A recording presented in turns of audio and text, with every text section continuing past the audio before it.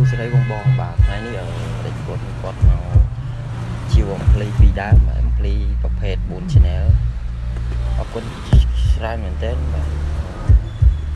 លោកបងនៅខាងសៀមរាបហើយគាត់មកដល់កន្លែងតែម្ដង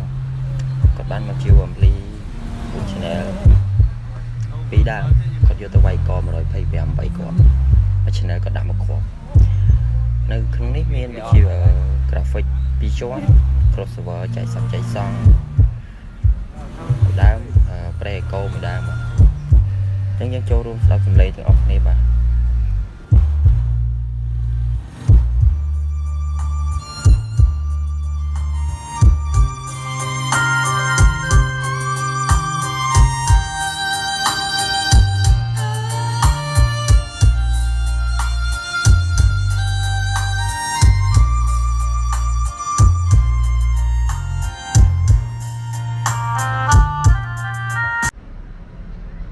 អរគុណច្រើនមែនលោកបងនៅខាងសៀមរាបបាទហើយបងប្អូនតម្រូវការអំភ្លីសាប់អំភ្លីសងអាចទំនាក់ទំនងខាងលេខទូរស័ព្ទខាងក្រោមបាន